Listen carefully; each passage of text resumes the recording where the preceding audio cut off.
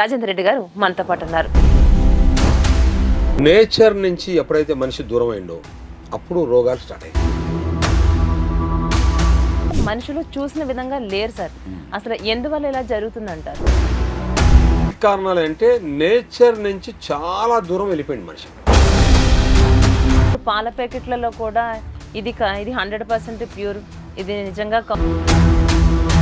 మొత్తం పాల ప్యాకెట్ అంతా పాయిజన్ అని చెప్తున్నారు కదా.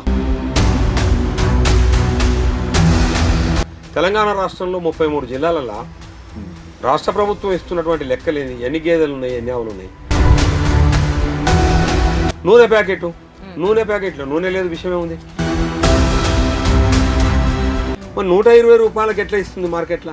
అది సన్ఫ్లవర్ కావచ్చు, గోల్డ్ కావచ్చు, ఇంకోటి కావచ్చు, విజయ్ కావచ్చు, 120 కాకపోతే 140. ఈ ఆరోగ్యాలు బాగా కావాలి అందరికంటే ఫస్ట్ ఒంటిలు మారాలి.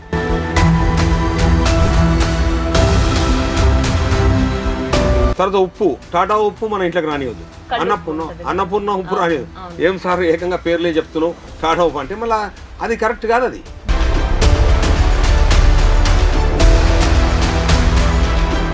జీను మాడిఫైడ్ చేసినటువంటి ఎనిమల్, జెర్సీ కానివ్వండి, హెచ్ఎఫ్ కానీ జీను మాడిఫైడ్ చేసినప్పుడు దాని ద్వారా వచ్చినట్టు మూత్రం కానీ, పెండ కానీ, పాలు కానీ పాయిజన్. ఒంగోలు 200 కంట్రీలలో లేదు, ఓన్లీ భారతదేశంలో ఆంధ్ర రాష్ట్రంలో ఒంగోలు జిల్లాలో వచ్చింది.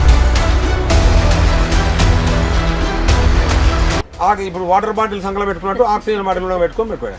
అదో బతికేనా? ఆ బతికేందుకు బతకాలి, అవసరమా?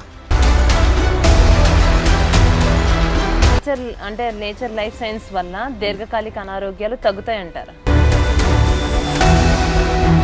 ఆల్రెడీ 100% తగ్గుతున్నాయి.